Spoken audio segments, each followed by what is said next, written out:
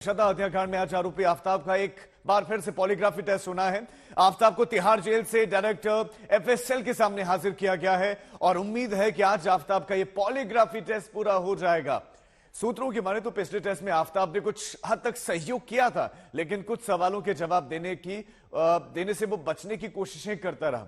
सूत्रों की माने तो पुलिस को इस पॉलीग्राफी टेस्ट से कुछ फायदा मिलने की उम्मीद है। पॉलीग्राफी टेस्ट रिपोर्ट के बाद ही नार्को टेस्ट की प्रक्रिया शुरू की जाएगी, जो कि 5 दिसंबर तय किया गया। 5 दिसंबर को नार्को टेस्ट की तारीख है, लेकिन अभी पॉलीग्राफी टेस्ट पूरा नहीं हुआ है, अभी अधूरा है। बहुत सारे सवालों के जवाब मिलने बाकी हैं, उसके व्यवहार का परीक्षण करना बाकी है, उसको देखना बाकी है, उसको एनालाइज किया जा रहा है। और आज एक बार फिर से पॉलीग्राफी टेस्ट से आफ्ताब का, जिस पर आरोप श्रद्धा के 35 टुकड़े करने के, पुलिस की जांच एक तरफ लगातार चल रही है। पुलिस अभी भी श्रद्धा के शरीर के बाकी हिस्सों को ढूंढने के लिए प्रयास कर रहे हैं। जांच लगातार चल रही है, एक के बाद एक दूसरी कड़ियों को जोड़ने की कोशिशें की जा रही है। लेकिन एफएसएल बताया जा रहा है कि आफ्ताब को लाया गया और अब उसका पॉलीग्राफी टेस्ट होना है। आज आफ्ताब से फिर से सवालों का जो एक पूरी सूची तैयार की गई है, उन सवालों को पूछा जाएगा। पॉलीग्राफी के बाद फिर नार्को टेस्ट की बारी आएगी, जो कि 5 दिसंबर को है।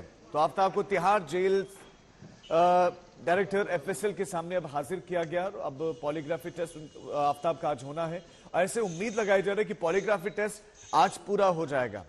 इससे पहले आफ्ताब से जो पूछताछ हुई है, अलग अलग दिन आफ्ताब जा चुका है, पूछताछ की जा चुकी है उससे। बीच में एक आध दिन जब नहीं गए तो उसमें उसकी तबीयत भी ठीक नहीं थी और पॉलीग्राफी टेस्ट के लिए सेहत सही होना भी बताया जाता है कि जरूरी है।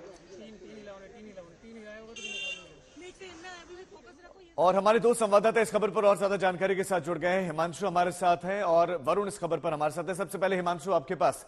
हिमांशु, अब से कितनी देर बाद पॉलीग्राफी टेस्ट एक बार फिर से होगा और किन किन संभावित सवालों को रखा जाएगा उसके सामने? देखिए, जो टाइम था 10 बजे का, चूंकि अब वो जेल चला गया है तो जेल के कुछ नियम होते हैं राजीव, तो उस हिसाब से ये देखा गया था कि कितने बजे के आसपास उसे लेके आया जाएगा। तो ये पहले ही तय था कि 9 बजे के आसपास उसे जेल से निकाला जाएगा और उसके बाद उसे लेकर के यहाँ जो एफएसएल का ऑफिस है, 10 बजे के पहले यहाँ पर जो डायरेक्टर हैं उनके सामने उसे पेश किया जाएगा और उसके बाद कुछ देर के बाद जो सामान्य प्रक्रिया है उसके तहत जो प्रक्रिया पूरी की जाएगी और सब कुछ अगर ठीक रहा, उसकी तबीयत ठीक रही तो पॉलीग्राफी टेस्ट शुरू की जाएगी। इसके पहले देखिए 3 बार राजीव उसे यहाँ पे लाया गया था। सबसे पहले मंगलवार को करीब 2.5 घंटे यहाँ पर उसका पॉलीग्राफी टेस्ट चला। उसके बाद गुरुवार को फिर वो यहाँ पे लाया गया और गुरुवार को उसका 8 घंटे तक पॉलीग्राफी टेस्ट चला। करीब 11:50 पे यहाँ पहुंचा था और 11:50 पे आने के बाद रात में 8:20 पे वो निकला था, यानी 8.5 घंटा वो अंदर था और 8 घंटा के आसपास पॉलीग्राफी टेस्ट चला। हालांकि बीच बीच में जो सेशन होता है उसमें ब्रेक भी दिया जाता है। और इसके बाद जब उसे शुक्रवार को लाया गया तो 2.5 घंटे तक बातचीत उससे हुई, लेकिन उसे मशीन पे नहीं बिठाया गया क्योंकि उसकी तबीयत ठीक नहीं थी। और आज जब उसे लाया गया है तो उम्मीद की जा रही है कि जो पॉलीग्राफी टेस्ट का सेशन है वो आज कंप्लीट हो जाएगा।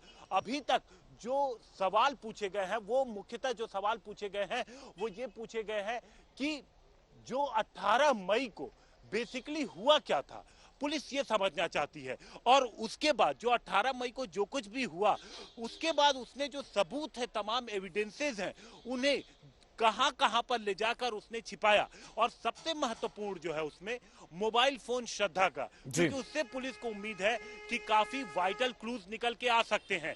वो हथियार और बॉडी के इंपॉर्टेंट पार्ट जो अभी तक, जैसे सिर ही नहीं ढूंढ पाई है पुलिस, चाहे मैदान गढ़ी का वो तालाब हो, चाहे गुड़गांव की उन झाड़ियां हो, महरौली का वो पूरा जंगल हो। पुलिस ने 14 दिनों तक राजीव वो रिमांड पे था और 14 दिनों तक पुलिस ने इन सभी जगहों की खाक छानी, लेकिन कुछ बॉडी पार्ट्स मिले तो, जिनकी अभी जांच जारी है, लेकिन सिर नहीं मिला, आरी नहीं मिली। झील छान ली है, जंगलें छान ली है, झाड़ियां छान ली है, लेकिन अभी बॉडी के पार्ट्स मिलना बाकी है। हिमांशु बने रहे। वरुण भी हमारे साथ है। वरुण, तिहाड़ जेल में है, बैरक के भीतर वो बेफिक्र सोता है, तनाव रहित दिखता है। पुलिस भले ही तनाव में, लेकिन वो तनाव रहित दिखता है। जब पॉलीग्राफी टेस्ट की बारी आती है वो बीमार हो जाता है।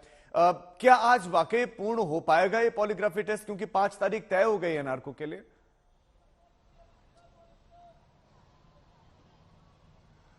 देखिए, कोर्ट से 3 दिन मिले हैं, 28 नवंबर, 29 नवंबर और 5 दिसंबर। तो ऐसे में उम्मीद की जा रही है इन तीनों दिन जो है वो एफएसएल डायरेक्टर के सामने जो है वो आफ्ताब को पेश होना है।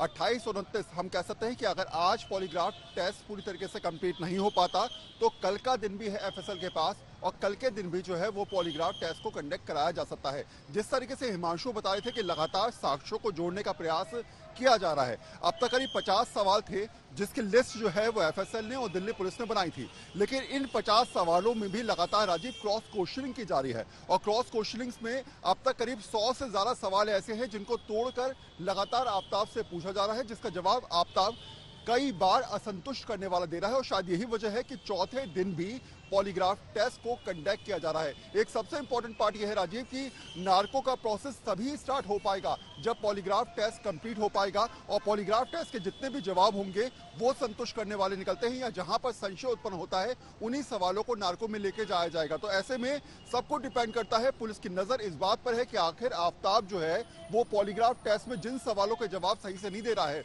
वो कौन कौन से सवाल है, और जिन सवालों के जवाब पुलिस जानना चाहती है उन सवालों के जवाब पर आफ्ताब का रिएक्शन क्या है। शायद यही वजह है कि लगातार चौथे दिन भी आफ्ताब से करीब 30 से ज्यादा ऐसे सवाल हैं जिनको रिपीट किया जाएगा और उनका जवाब जानने की कोशिश की जाएगी। जी राजीव, एक बार फिर से हिमांशु का रुख करते हैं। हिमांशु, चूंकि 10 बजे से पहले पहले डायरेक्टर एफएसएल से मिलना था आफ्ताब को, तो क्या वो मुलाकात हो गई है या फिर नहीं? ये जो पॉलीग्राफी टेस्ट है वो शुरू कितने बजे होगा? देखिए, जो उम्मीद है 10:30 बजे के आसपास पॉलीग्राफी टेस्ट शुरू हो सकता है। यहाँ पर जो टाइम था पहुंचने का वो 10 बजे के पहले पहुंचना था। 3rd बटालियन लेकर के यहाँ पर पहुंच चुकी है। जेल से तकरीबन 9:05 के आसपास 3rd बटालियन की टीम उसे जेल वैन में, आप देखिए किस तरीके से उसे लेके आया गया राजीव। 3rd बटालियन की टीम पूरी बड़ी जो जेल वैन है जिसमें एक साथ कई कैदियों को लेके जाया जाता है, तो उसे यहाँ पर कई उस तरीके से लेके आया गया, पूरी सिक्योरिटी टीम लेके आया गया। आप देखिए पुलिस इसकी सुरक्षा को लेकर के किस तरीके से चिंतित है कि जब अंबेडकर हॉस्पिटल में जब कोर्ट में पेश करना था तो कोर्ट साकेत लाने के बजाय अंबेडकर हॉस्पिटल में ही उसकी पेशी कर दी गई और वहीं से ले जाया गया।